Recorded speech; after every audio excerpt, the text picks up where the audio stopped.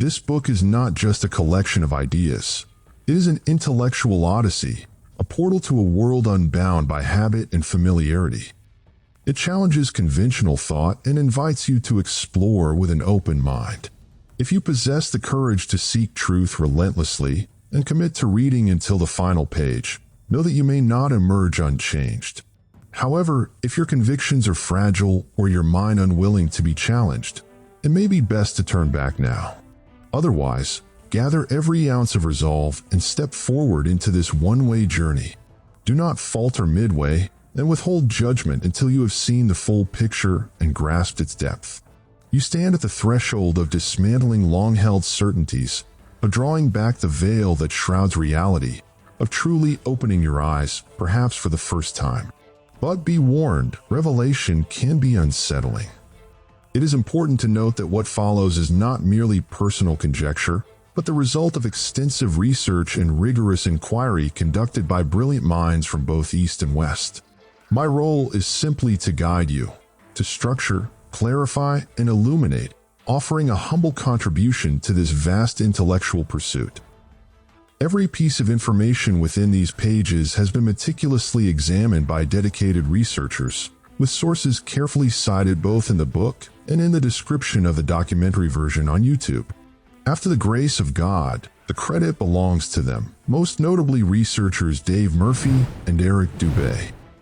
Ultimately, this book does not seek to convince you of anything, but rather to awaken your intellect, to urge you to question, explore, and pursue truth.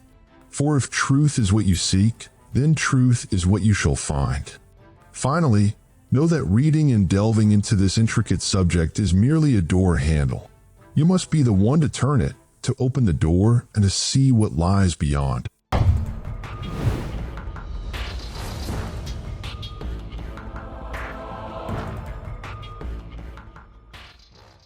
It is attributed to Imam Ali, may Allah honor his countenance, that he said, "People are asleep. When they die, they awaken." These words may pass unnoticed by the ear, yet they never pass through the intellect in the same manner. The one who uttered them, if indeed they are rightly attributed to him, is no ordinary man. He is the gateway to the city of knowledge. But setting aside the exaggerations of some regarding his virtues and miraculous deeds, Ali ibn Abi Talib remains one of this nation's great philosophers, thinkers, and scholars, endowed by Allah with profound knowledge and graced with honor. His enduring words stand as a testament to the vastness of his wisdom, and if he had spoken no other than this, it would have sufficed us. For in these words lies, in one way or another, a revelation of the true nature of life. This grand illusion.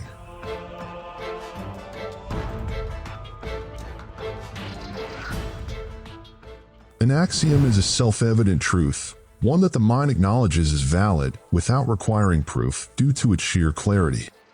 It stands as a foundational assertion, not needing demonstration, for it serves as the basis for further reasoning. In logic, an axiom is a fundamental principle that allows for the immediate comprehension and assessment of matters without rigorous scrutiny, as it draws upon inherited knowledge that enjoys collective acceptance. It is an intellectual constant, an elementary principle that enables individuals to make decisions and form judgments without resorting to complex evidence or intricate explanations. Thus, the conscious mind cannot refute or deny an axiom. It recognizes it instinctively and relies on it as a cornerstone in its chain of reasoning toward proof. An axiom differs from a postulate in that it is an analytical judgment, the very foundation of reasoning and the unquestioned premise upon which conclusions rest. It precedes the postulate, complementing rather than contradicting it. For instance, the statement that the sun emits light is an axiom, an indisputable truth that the mind accepts instinctively without requiring proof. Likewise, the assertion that clouds are the source of rain is an axiom, universally acknowledged and serving as a starting point for further deductions. But what if there existed a secluded society, an isolated tribe entirely cut off from the world, a tribe where every individual was blind? By some twist of fate, an explorer stumbles upon them and, over time, integrates into their community. As he begins to educate them from the ground up, it is only natural that he would start with axioms. He teaches them that there is a celestial body soaring through the sky, known as the sun, a hexagonal blue entity that intermittently releases water, which then falls to the earth as something called rain. He tells them that floating bubbles called clouds surround this body, radiating light and warmth, those very sensations of heat they sometimes feel upon their skin. Thus, it becomes an irrefutable axiom to them that rain originates from the sun and that warmth emanates from clouds. Generations pass, accumulating knowledge based on these axioms, expanding their understanding with each era. To them, rain is a cold liquid composed of mingling droplets, while warmth is a kind of light that reveals the shape of things, though they, being blind, cannot perceive it. Over time, they diligently pass down these axioms to their offspring, along with the accumulated wisdom and discoveries of preceding generations. Their collective consciousness advances, each new era adding its contributions to their scientific and intellectual progress. Then, one day, a child is born among them, one who is not blind. Like all others, he begins to absorb the inherited knowledge of his ancestors. But his first and most profound confrontation is with the axioms themselves. For he sees with his own eyes that the sun is not a blue hexagon raining water upon the earth, nor are the clouds radiant bubbles exuding light and warmth. And yet, despite what his eyes reveal, he learns to distrust them. His mind is shaped, molded, and convinced that what he perceives is an illusion, that his truth is false, for the axioms decree otherwise. Since an axiom requires no proof, as the mind acknowledges its truth without prior reasoning, then if there is any flaw, it must lie within his mind or in his eyes which deceive him.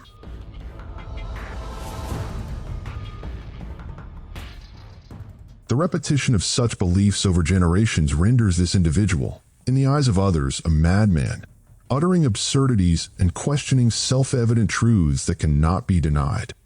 How could this lunatic claim that the sun is the source of warmth and the clouds the source of rain, contradicting a long-established axiom that has been inherited and upheld for generations? And since no rational person can doubt absolute truths, and one raised upon these unshakable certainties cannot easily embrace such a deviation in thought, he finds himself caught between what his senses perceive and what societal norms compel him to accept. In time, he becomes convinced that the flaw does not lie in the world around him, but within himself. This hypothetical premise is inspired by a short story, later expanded into a novella, written by the English author H.G. Wells in the year 1904, titled The Country of the Blind. In the story, a group of Peruvian settlers, fleeing Spanish oppression, find refuge in a remote valley nestled within the Andes Mountains. However, a series of devastating landslides trap them within this valley, cutting them off entirely from the outside world. Over time, a mysterious disease spreads among them, robbing them all of their sight. Thus, they remain imprisoned in their isolated haven, passing down their blindness from one generation to the next. One day, during a mountaineering expedition in the Andes, a traveler named Nunez loses his footing and plunges into the secluded valley, unseen by the world for centuries due to the surrounding impassable mountains. There, he encounters the blind inhabitants, who have adapted so completely to their condition that they no longer even comprehend the concept of sight. They have built an entire society around the premise that life itself is devoid of vision. At first, Nunez believes that his ability to see grants him an extraordinary advantage over the valley's people, that they will perceive him as a superior being, perhaps even a king. He devises a plan to use his vision to improve his status among them. But to his astonishment, he soon realizes that the valley's inhabitants, unfamiliar with the very notion of sight, regard his claims as sheer madness. To them, a perfect life requires no eyes, for they have adapted flawlessly to their environment without the need for vision. Despite his attempts to explain the significance of sight and how it allows one to perceive things beyond mere touch and sound, they dismiss him with ridicule. In time, they come to believe that Nunez suffers from a mental affliction. Convinced that his eyes are the source of his delusion, they decide that he must undergo surgery to have them removed so that he may finally conform to the rest of society. Faced with this fate, Nunez flees the valley, abandoning all hope of integration. The story ends ambiguously, leaving readers to ponder his survival as he escapes into the unforgiving terrain of the Andes.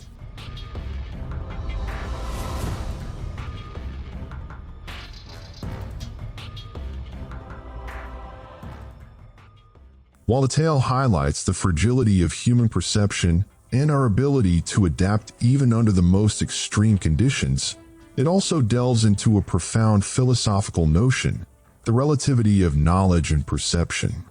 What is deemed natural in one society may be considered unnatural in another.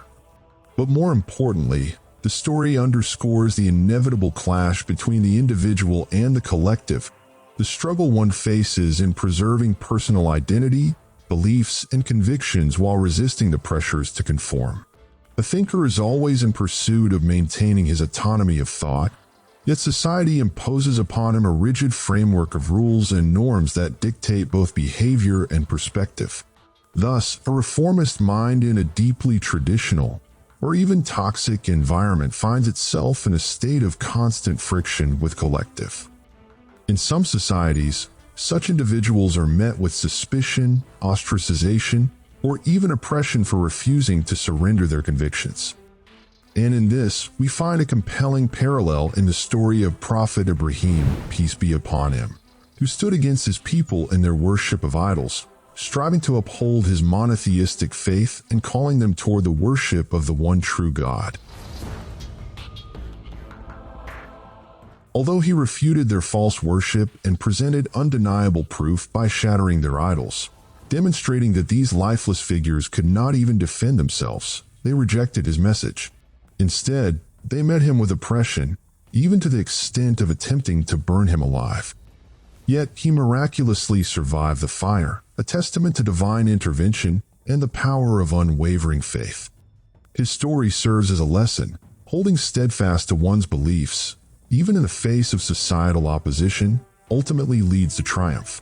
Conversely, silence in the face of falsehood ensures its spread, allowing deception to masquerade as truth.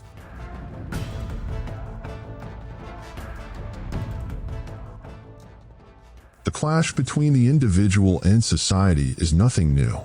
The awakened are destined to face perpetual challenges as they strive to preserve their identity, values, and convictions against the relentless pressure to conform and blend into the majority. And so it is in our world today as well. Referring back to the hypothesis of the blind, which we presented as an example, we find that it occurred in a sightless society, one devoid of vision and free thought, relying its chain of reasoning on epistemic inferences built upon false axioms, embraced and believed merely because they constitute a set of ready-made ideas imprinted upon the mind from cradle to grave. From infancy to old age, man is indoctrinated to believe that the sun is a hexagonal blue mass that sends down rain, while clouds are but bubbles radiating light and heat. Then come the proofs to validate this, utterly disconnected from the premise itself. Do you not feel the rain? Do you not sense the sting of heat upon your skin? That is the evidence. Thus, the freethinker finds himself an outcast, like Alice lost in Wonderland, alone in a world trapped within the depths of a rabbit hole, a world governed by illogical and unconvincing narratives. Yet, in our tangible, three-dimensional world, we are endowed with sight. A hypothesis such as the one embraced by those people could never hold true, let alone be considered an axiom. We possess eyes that reveal to us the undeniable truth. The sun is a celestial body radiating light and heat, while it is the clouds from which the rain descends. But what if humanity suddenly decided to rename bananas as oranges and oranges as bananas? At first, the contemporary generation would reject the absurdity outright. The next generation, however, would be divided, some embracing modernity, would adopt the new terminology, while others, holding on to tradition, would insist on the original names. With each passing generation, the followers of fundamentalism will dwindle, while the adherents of modernity will grow, until we reach an era where merely naming a fruit correctly would be grounds for confinement in a mental institution. As time unfolds, the old ways will gradually fade, and the new ideology will take firm root, until the day comes when one who dares to point at the sun and call it by its true name is seen as an eccentric, fit only for solitude. Thus, the process of altering perception, creating new truths, and embedding them into the collective consciousness is a generational endeavor. Success relies on repetition, conditioning minds across the ages. But such a feat seems impossible. Who could orchestrate a plan that spans centuries? Mortals perish. Time devours all. For such a scheme to persist, there must be a mastermind immune to death, a mind eternal. And indeed, this is precisely what happened when they concealed the sun. Does it sound like a riddle? Do you find yourself wondering, what is this man rambling about? Very well. Fasten your seatbelt tightly, for we are about to plunge into the rabbit hole and discover just how deep it truly goes. Strip yourself of all preconceived notions, of every conviction you have acquired throughout your life. Liberate your mind, set it free to think without constraints, far beyond the suffocating prison known as axioms.